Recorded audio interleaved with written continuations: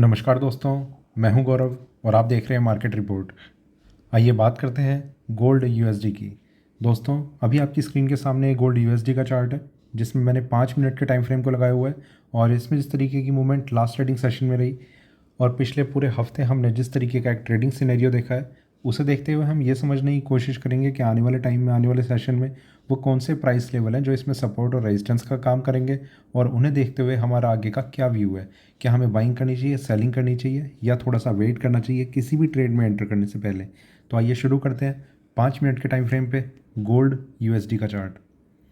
दोस्तों, last trading session में जिस तरीके का हमने एक ट्रेंड देखा उसमें 5 मिनट के टाइम फ्रेम पे अभी हम बात कर रहे हैं।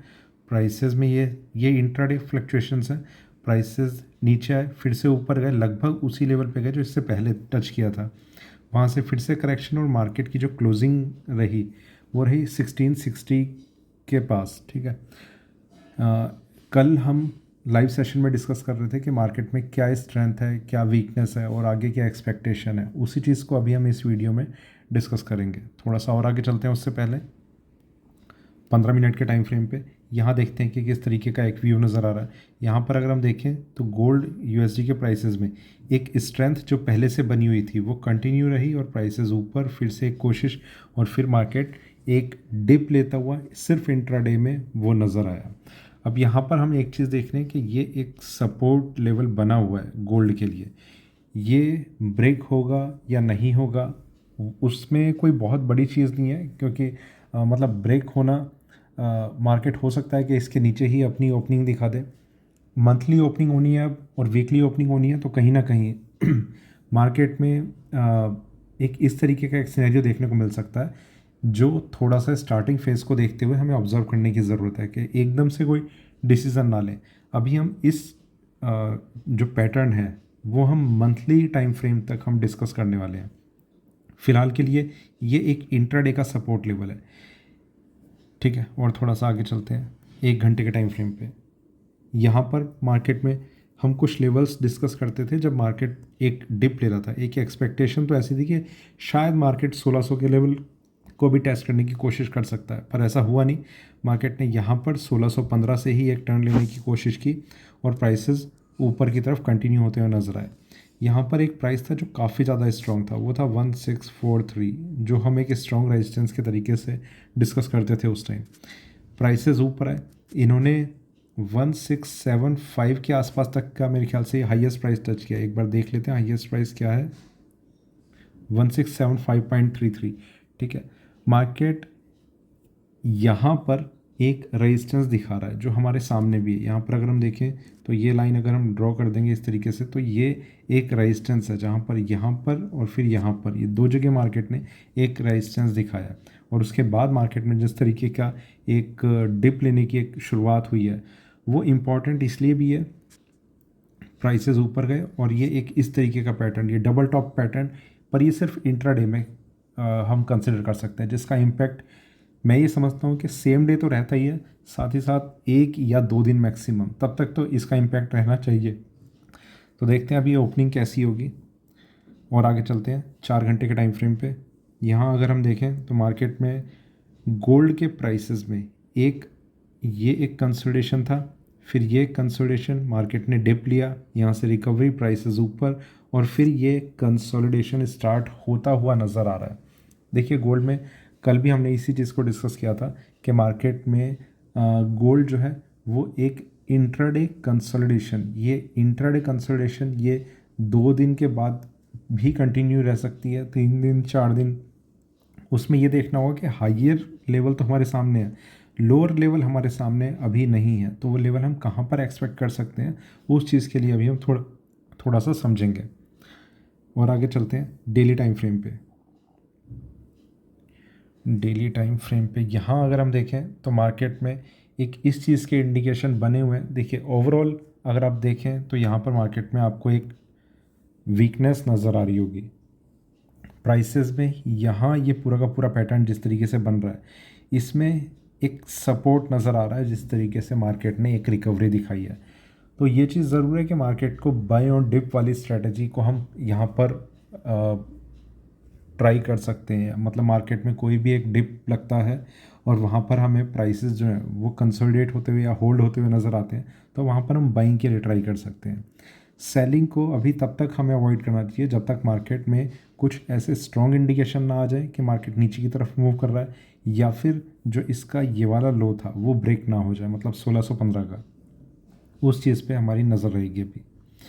एक और चीज़ है, खैर पहले वीकली टाइम फ्रेम पे हम चलते हैं, उसके बाद हम उसे भी डिस्कस करेंगे। यहाँ पर अगर हम देखें तो वीकली टाइम फ्रेम पे हमेशा मैंने एक चीज़ को बताया कि डबल टॉप का पैटर्न जिस तरीके से मार्केट में बना हुआ है, ये बहुत इंपॉर्टेंट साइन है कि गोल्ड का एक फ्रेश हाई लगना, मैं सिर्फ गोल्ड यूएसडी की बात कर रहा हूँ, यहाँ पर फ्रेश हाई लगना वो बहुत ज़्यादा मुश्किल है, और अगर ये अब ब्रेक होता है तो मार्केट में एक बहुत अच्छी तेज़ी देखी जा सकती है। फ़िलहाल के लिए एकदम से तो ये ट्रिगर होता हुआ या ब्रेक होता हुआ नज़र नहीं आ रहा, पर जब कभी भी ऐसा होगा तो मार्केट में तेज़ी भी काफ़ी रहेगी। मार्केट में अगर हम देखें तो प्राइसेस नीचे यहाँ पर अभी ये सिर्फ एक कैंडल क्रिएट हुई है ग्रीन कलर में, ठीक है, ये वाली। इसके बाद अभी कुछ और कैंडल्स अलग अलग तरीके से क्रिएट हो सकती हैं, पर मार्केट में स्ट्रेंथ का तब पता चलेगा जब हम 2 या 3 कैंडल कंटिन्यूस एक ग्रीन जोन में क्लोज होती हुई देख लेंगे। ये हम बात कर रहे हैं वीकली बेसिस पे, ठीक है। इसका इंट्राडे ट्रेंड से कोई मतलब नहीं है कि प्राइसेस नीचे जा रहे हैं ऊपर जा रहे हैं। मार्केट ने जिस तरीके से हम यहाँ देखें तो मार्केट ने लोअर लेवल से एक सपोर्ट दिखाया है और प्राइसेस ऊपर आए हैं। और आगे चलते हैं मंथली टाइम फ्रेम, ये चीज़ आपके लिए बहुत ज़्यादा ज़रूरी रहने वाली है। देखिए गोल्ड में करेक्शन चल रही है और ये करेक्शन काफ़ी स्ट्रॉन्ग है। अगर हम मंथली टाइम फ्रेम पे डिस्कस करें, प्राइसेस ऊपर नीचे आके फिर ऊपर फिर नीचे, यहाँ पर लगातार ये 6 महीने हो चुके हैं गोल्ड में इस करेक्शन के फेज़ को कंटिन्यू हुए। पर आपको अगर MCX में आप ट्रेड करते हैं या फिर इवन आप गोल्ड USD में भी ट्रेड करते हैं, पर आपको इस तरीके का कभी महसूस नहीं होगा कि मार्केट में एक कंटिन्यूस डाउन साइड है, ठीक है।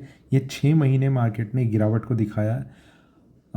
इस चीज़ की पॉसिबिलिटी वैसे कम नज़र आ रही है, पर कुछ पॉसिबिलिटी ये है कि मार्केट शायद एक और डिप ले ले नेक्स्ट मंथ, पर पॉसिबिलिटी वो बहुत कम है। एक और चीज़, जो पोजिशनल ट्रेडर्स हैं वो अभी इस महीने बाइंग के लिए स्टार्ट कर सकते हैं गोल्ड USD के प्राइसेस में। मैं बात कर रहा हूँ, MCX से इसका कोई लेना देना नहीं है।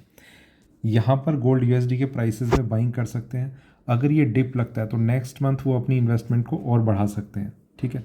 उसके बाद मार्केट में एक अच्छी रिकवरी की एक्सपेक्टेशन बहुत ज़्यादा बढ़ जाएगी।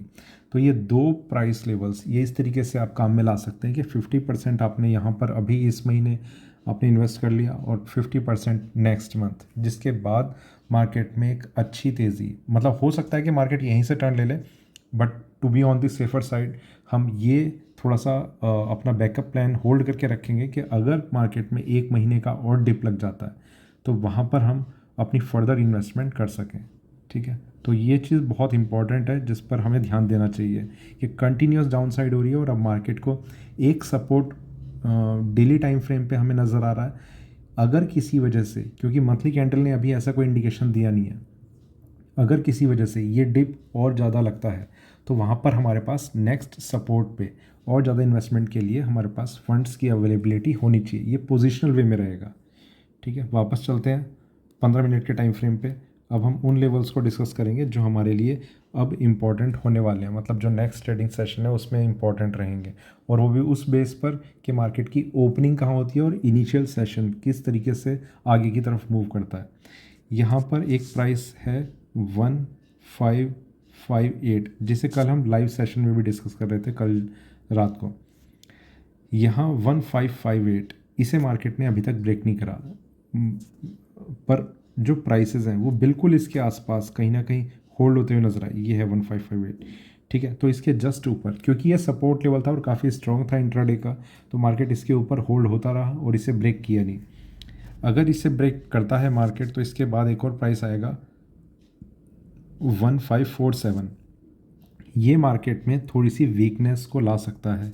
वीकनेस में जो लास्ट सपोर्ट लेवल अभी हम देख रहे हैं वो है सारे के सारे लेवल गलत दे दिए, 16 हो जाता है कभी कभी, 1615, ठीक है। तो ये 1615 का ये नेक्स्ट लेवल रहेगा जो मार्केट में लास्ट सपोर्ट का काम करेगा।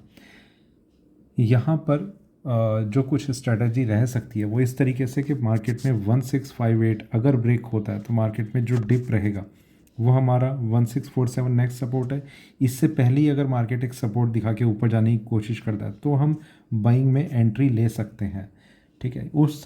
उस टाइम के चार्ट बिहेवियर को थोड़ा समझना होगा और ये रिस्क रहेगा कि मार्केट में आपने जो स्टॉप लॉस लगाया कि वो ट्रिगर हो जाए तो आपको एग्जिट भी करना चाहिए, क्योंकि इस प्राइस पे फिर आप एग्जिट करेंगे मार्केट में और ज़्यादा डिप लग सकता है। उसके बाद $30 का एक स्पेस मार्केट को मिल रहा है लगभग 1647 से 1615। 1615 भी ब्रेक होता है तो मार्केट में और ज़्यादा डाउन साइड। ये तो प्राइस लेवल्स हुए डाउन साइड के। अगर मार्केट ऊपर जाने लगे, देखिए एक चीज़ जो सबसे इम्पॉर्टेंट रही है वो ये कि हम 1674 के प्राइस लेवल को काफ़ी इंपॉर्टेंट रेजिस्टेंस लेवल समझ रहे थे और उसके ऊपर होल्ड होना मार्केट का काफ़ी ज़्यादा ज़रूरी था, करीब करीब 4-5 घंटे के आसपास। यहाँ पर अगर हम देखें तो ये प्राइस लेवल मार्केट ने इसके ऊपर अपना कुछ भी होल्ड होने जैसा कोई भी एक फॉर्मेशन क्रिएट नहीं किया। वहाँ से मार्केट ने 2 बार कोशिश करी उसके ऊपर आने की और दोनों बारी एक रिजेक्शन उसे देखने को मिला। 1674 अगर ब्रेक होता तो उसके बाद नेक्स्ट रेजिस्टेंस था 1695 और इसके बाद 1773। ये 3 रेजिस्टेंस लेवल हैं ऊपर में, जिसमें मैं समझता हूँ कि 1674 ब्रेक करता तो हमें इस प्राइस लेवल को देखना पड़ता कि क्या ये ब्रेक हो रहा है या नहीं हो रहा। यहाँ पर भी अगर मार्केट को एक रिजेक्शन देखने को मिलता तो हमें वहाँ पर एग्जिट करना पड़ता और अगर ये ब्रेक हो जाता तो फिर हमारे पास एक बहुत अच्छी स्पेस ऊपर की साइड में देखने को मिलती। ये सारे लेवल्स मेरे हिसाब से अगले 1.5 महीने में, 1.5 से 2 महीने के अंदर अंदर बिल्कुल ब्रेक होते हुए नज़र आएंगे। उससे पहले मार्केट किस तरीके से रिएक्ट करता है वो देखना होगा, उस पर हमें कंटिन्यूसली हमें ट्रैक रखने की कोशिश करेंगे। तो आने वाला टाइम काफ़ी पॉजिटिव नज़र आ रहा है गोल्ड को लेके। फ़िलहाल मार्केट में एक सेलिंग प्रेशर बना हुआ है वीकली बेसिस पे। आप इन सब चीज़ों को थोड़ा ध्यान से समझना। हर जगह एक अलग अलग तरीके का ट्रेंड है और मैंने ये कोशिश करी है कि जैसा मैं सोच रहा हूँ या समझ रहा हूँ वैसा ही मैं आपको समझा पाऊँ। मैं एक बार आपको फिर से थोड़ा सा एक बार बताता हूँ। डेली टाइम फ्रेम में एक अच्छा सपोर्ट मिलता हुआ नज़र आ रहा है, ठीक है। यहाँ पर अगर आप देखें तो मार्केट में ये कंसोलिडेशन है और एक अच्छा सपोर्ट है। वीकली टाइम फ्रेम में मार्केट ने सिर्फ एक इंडिकेशन दिया है हल्का सा कि शायद सपोर्ट मिल जाए। यहाँ पर ये कोई स्ट्रॉन्ग सपोर्ट का इंडिकेशन नहीं है। मंथली टाइम फ्रेम में एक गिरावट का दौर चल रहा है, जिसमें ये एक्सपेक्टेशन ज़रूर है कि ये ज़्यादा टाइम के लिए भी सस्टेन नहीं करने वाला ये गिरावट। तो देखते हैं अभी आगे कैसा रहेगा। तो ये था मेरा गोल्ड एंड यूएसडी पे अभी का वीडियो अच्छा लगे तो लाइक करें, शेयर करें, बने रहें मेरे साथ, देखते रहिए मार्केट रिपोर्ट। धन्यवाद।